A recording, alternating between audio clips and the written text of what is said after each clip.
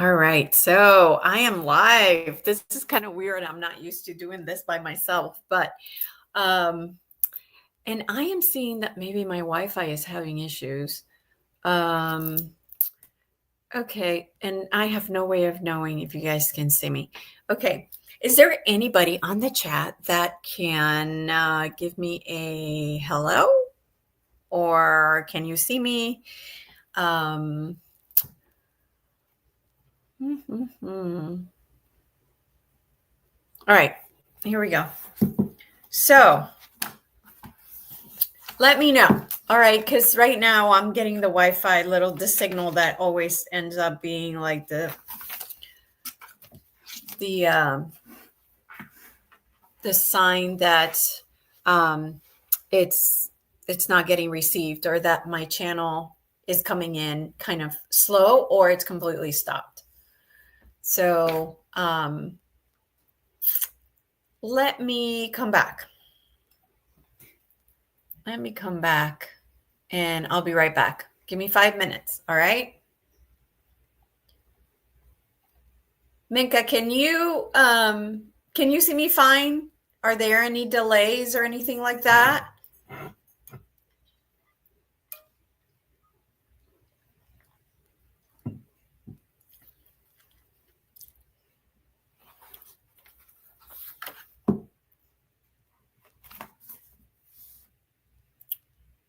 Okay, so you can see me good. Okay. So this story on Prime Creator's Journey is basically what we're talking about is the history of Earth and how it created. Like, what was the reason it was created, and what's the reason why we are here? Okay, what's behind Earth? Was it created? What's the idea behind it? And so basically it starts telling us that humanity is an experiment, that humanity was created as a way to come to put together all the pieces of all the galactic families that are in the galaxy that wanted to be part of it. So they came in and they give their resources because they wanted their DNA to be part of this grand experiment. But later on, what happened was the bad guys wanted to stake the creation of the Prime Creators.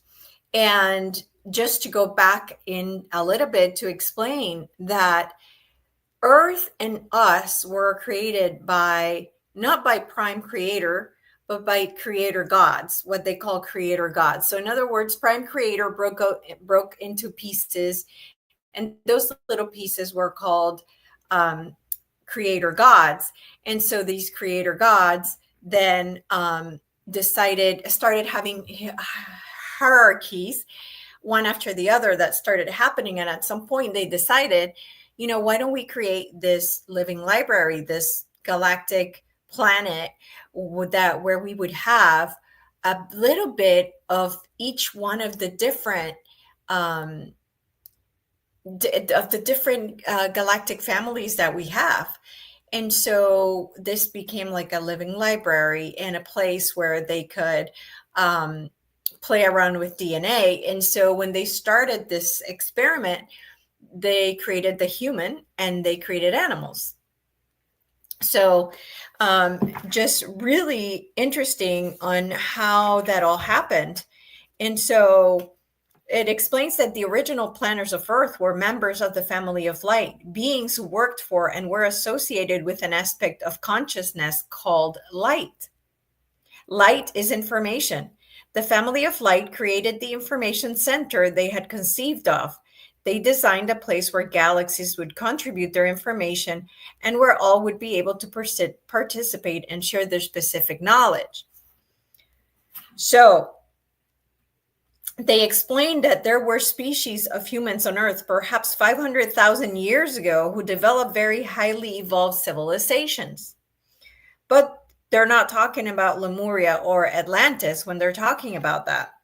They're talking about civilizations that are mega ancient. civilizations that are buried under some of the ice caps of the far southern continent of Antarctica. So the project of the living library on Earth was eventually fought over. It looked enticing enough to be owned by some. During Earth's early history, there were wars in space for ownership of the planet. So what happens?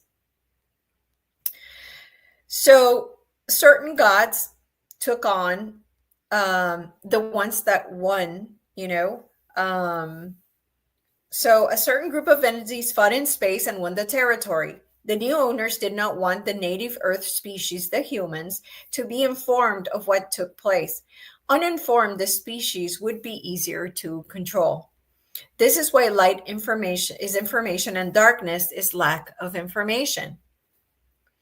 And to give you a little bit of information, when I did quantum hypnosis, I did have several creator gods that came through at that time, which that's when I figured out that there wasn't one central god that created us, that it was different creator gods that create planets and create living beings, whatever they're humans or not human. So that was super interesting. That this book confirmed what I had seen and received in those sessions. So the new creator gods, who were the new owners, were also master geneticists. And so they realized that consciousness is within all things, and consciousness communicates continuously. So consciousness vibrates or can be led to vibrate at certain electromagnetic frequencies. Electromagnetic energies of consciousness can be influenced to vibrate in a certain way to create a source of food. So what happened? These entities, in the process of their own evolution, began to discover that as they created life and put consciousness into things through modulating the frequencies of forms of consciousness, they could feed themselves. They could keep themselves in charge. They began to figure out that this is how Prime Creator nourished itself. Prime Creator sends out others to create an electromagnetic frequency of consciousness as a food source for itself. And when I read that, I was like, okay, that sounds kind of creepy. But nonetheless, it is what it is. So the new owners who came here 300,000 years ago are the magnificent beings spoken of in your Bible, in the Babylonian and Sumerian tablets, and in texts all over the world. They came to Earth and rearranged the native human species. They rearranged your DNA in order to have you broadcast within a certain limited frequency band, whose frequency could feed them and keep them in power. So the original human was a magnificent being whose 12 strands of DNA were contributed by a variety of sentient civilizations. When the new owners came in, they worked in their laboratories and created versions of humans with a different DNA. The two-stranded double helix DNA. They took the original DNA of the human species and disassembled it. The original DNA pattern was left within the human cells, yet it was not functional. It was split apart and unplugged. So basically, they took us and they unplugged us from our divine essence. So when we were rearranged, we were left with the double helix. Anything that was unnecessary for survival and that would keep you informed was unplugged, leaving you with only a double helix that would lock you into controllable, operable frequencies. So the light encoded filaments were no longer organized. So the creative cosmic rays that brought light did not have anything to plug into and hold onto.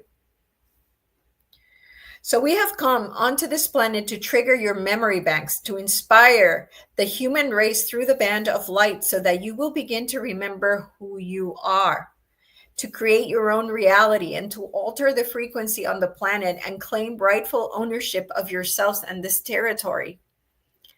So this is time to awaken. It's time to really take your power back because this is who you are. Okay. The original planners began to call on the family of light to go in and infiltrate the project, to incarnate one by one and bring the light. as information via creative cosmic rays into the place where it was lost. Okay? So, by mutating the laws of humanity, these creative cosmic rays began to pierce people's bodies, individual by individual, then group by group. And the idea of the original planners was set out to insert their own version of a plan to coincide with a time when the frequency on Earth would be altered, a time when the owners would perish if they could not change their own frequency. Emotions are a source of food. There are those whose food source is love. And the original planners intend to alter the frequency of Earth to that of love. The current owner's food source of fear, anxiety, chaos, hunger, and despondency must be removed. And that's why very often when I'm feeling fear, I tell myself, like, no, I'm not going to be food for them. I refuse to be food for them. And I try to raise my vibration as much as I can, in addition to the fact that this will help me stay in that place of manifesting everything that I want. So, guess who is removing this food source? You are. As a member of the family of light, you are renegades. You are system busters, here to conquer your own fears and to show the rest of the planet that there is no reason to fear anything. And I guess this gave me confirmation as far as the courage and the bravery that I've had to exemplify and that I've had to do or be, because it was the only way to get to this life of freedom, of not having a job, of being able to do whatever I want to do every single day. So I hope that this book will help you in understanding that this is all, a part of our mission, which is to come in and change the rules and not play by the rules, because so many of us are playing by the rules. And that's the idea, is for us to not play by the rules, to show change, to be the Noah of, when Noah was getting information and everybody's like, well, you're crazy, what are you doing? And everybody, was putting him down. Well, that's us. We are the Noah. We are the ones who have to come in and be the different ones, the crazy ones. And that's okay, because we are doing our mission and we will be provided for if we are doing our mission. Okay. So, as members of the family of light, you agreed to come to Earth many times, in many guises, and in many different time frames, to learn the ropes, to figure out the character, and to become trained.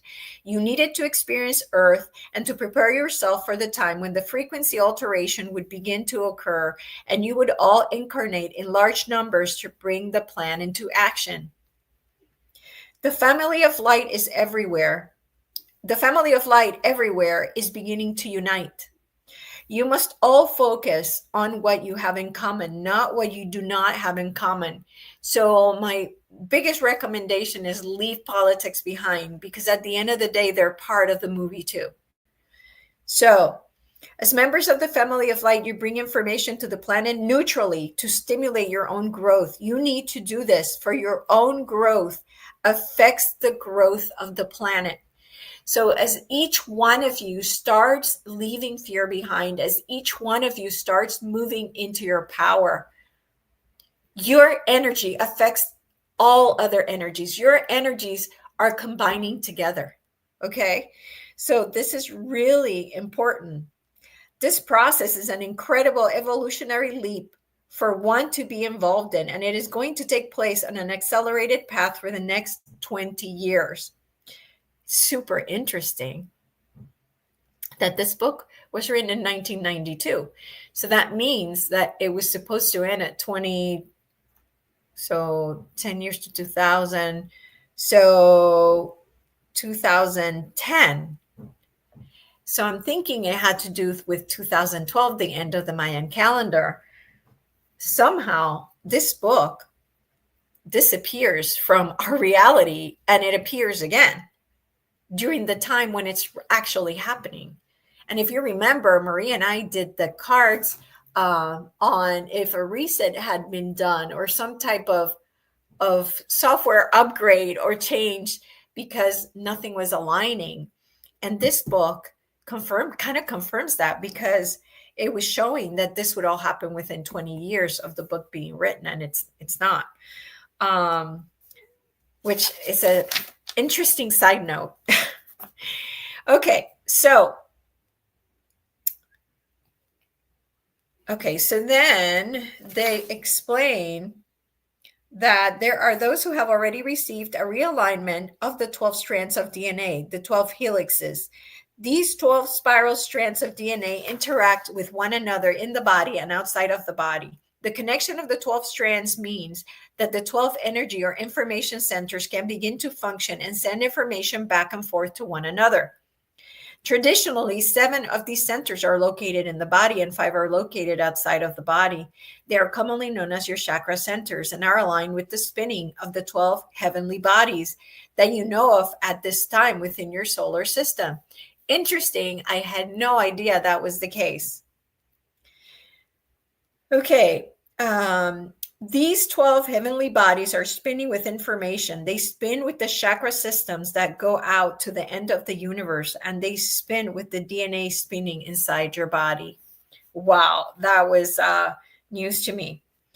Okay, so when human DNA begins to rebundle as a 12-strand helix system and this information is acted upon, there will be incredible power. Individuals, simply by coming together and jointly intending what they want, jointly becoming a telepathic receptacle for energies from all over the cosmos, will change the face of the universe. That's us, guys. That's us. If you are seeing this video, that's you. I'm talking to you. You are our family of light. We are the family of light. We are connected. So please tell me, what do I need to do to help you move into that state of being fearless? And I'm not saying I'm fearless, because I'm almost fearless, but I'm not there yet. I do sometimes waves of fear will come in and I'll have to deal with them. So I'm not saying I'm there either, but I also want to be. I've been able to get out of the matrix, and that has helped me immensely, because I don't have the stress of a job, of having to drive to a job and having to worry about those things. So I am here, available to help you guys get to where you need to go to. Okay. Okay, as your 10th, 11th, and 12th chakras begin to open themselves, many of planet energies will appear in your lives. These energies will occur on this planet as more and more of you hold the higher frequencies. The 10th chakra connects with the solar system, the 11th with the galaxy, and the 12th with a place in the universe. Okay, as member of the families of light, you can simply observe this, knowing that chaos and confusion must come to break down the system so that it can be rebuilt with light.